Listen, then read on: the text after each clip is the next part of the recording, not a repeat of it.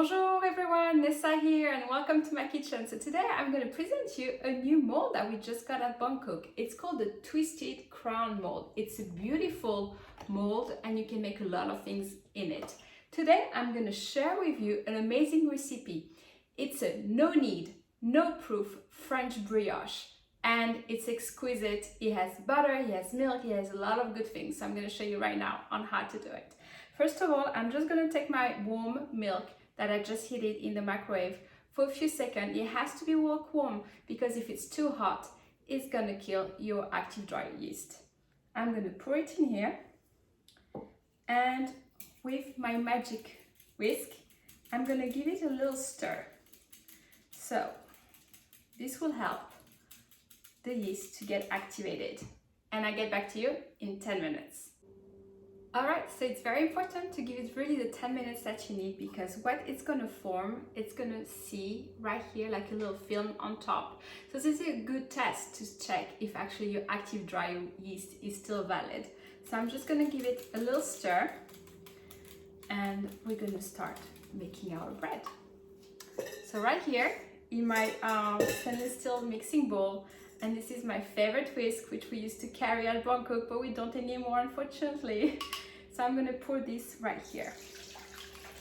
You know, with the pandemic, there's a lot of suppliers that don't ship anymore to the US. So like everything at Bangkok, we had to adapt. Then I'm gonna pour my melted butter. It has cooled down by now. Again, nothing hot in here, because it will kill your yeast and you want your yeast to help you rise when it's the oven. If it rises beforehand, it means you will not get the texture that you were looking for. After that, I'm gonna add 1 egg. I like to use it at room temperature because everything's at room temperature right now. And my favorite is vanilla bean paste. So this one is coming from Tahiti, my back home.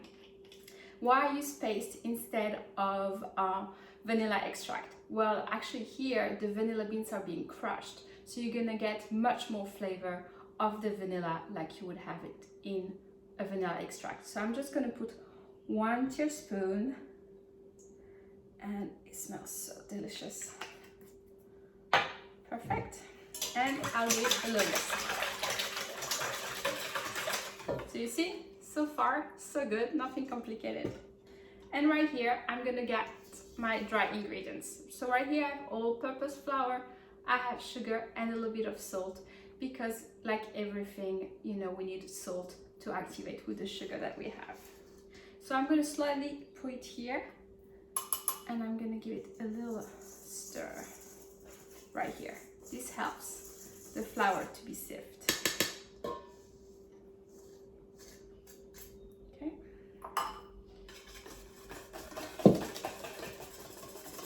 I'm just gonna go like that.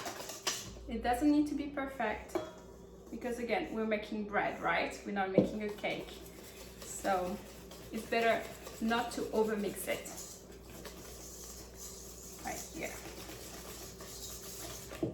And the final one, which actually I'm gonna use my spatula just to fold it in, okay? The whisk is really good when you need to combine it, but you really need your spatula to get over here because now the dough is a bit more difficult to work with. However, you know, you don't need to have a machine, you don't need to have a KitchenAid to do that. You see? It's starting to, and I'm just trying to get the flour that I have at the bottom, and that's it. Right here. And all I have to do now is to add my chocolate chips, okay? So I use the Ghirardelli ones, half a cup, and I'm just gonna do it there. So if you like brioche, this one is very good without sugar. But at home we do love, you know, we do love chocolate, so I wanted to add a little bit more for that. Okay. This is our Twisted Crown mold. Again, all our products are best used on the Perforated baking sheet. And as you can see, there's little holes here which help for the cake or anything that you bake to cook evenly. And put right on top. And then I'm gonna pour, so you see the consistency. It smells very nice. It smells like, you know, fresh bread, like out of the bakery almost. So I can't imagine how amazing it's gonna smell and taste out of the oven. All right. So it's a bit sticky, but that's normal. I'm gonna try to scrape it out because nothing goes to waste in this house. There we go. Perfect. And with the spatula, I'm just gonna flatten it, okay? Because it needs to have a little push. As you can see, the dough is not collapsing. So you just need to give it a little push and try to distribute it again all around your mold, because once it's gonna bake, it's gonna rise. But you know, you don't want to have one side too big and one side too small. There we go. I think I got, yay. Perfect. And voila. So, as I mentioned, this is a brioche that doesn't need proofing. So what I'm gonna do, I'm gonna put it at 180 for about 20 minutes in the oven. And then I'm gonna raise the temperature to 350 for another 20 to 30 minutes. I know it takes a bit of time, but this is what you need to have the right brioche. So I'll see you back in about 40 minutes. So our brioche is out of the oven. It's been in there for 50 minutes and I wish you would be here because it smells phenomenal, just like it's been out of the bakery. So what I'm gonna do, I'm just gonna demold it in front of you. And while this was baking, I actually made a simple syrup right here. It's always very important that you put the simple syrup once it's been demolded to make sure to seal the freshness of your brioche.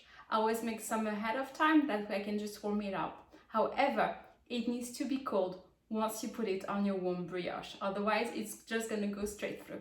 So let's demold this together. I'm just gonna put this right here. And actually, I'm gonna do it like that. There you go. See how beautiful it is. There you go. I'm just gonna give it a little, oh, I can feel the heat. Just down there. And there it is.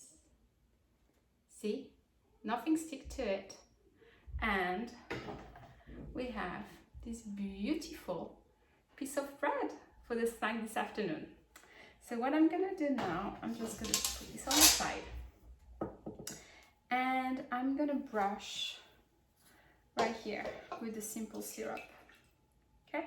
So what it does, not only gives it a shine, but you know, like bread goes stale very quickly. So you wanna seal the flavors and you wanna seal the freshness, okay? This bread is excellent, meaning that probably you'll eat it in a day. But if you like us and you like to pace yourself over a couple of days or so, what you can do is to wrap it up in cling film, okay, to keep the freshness, or in foil if you prefer. If you do have Be Safe, then you can use your Be Safe.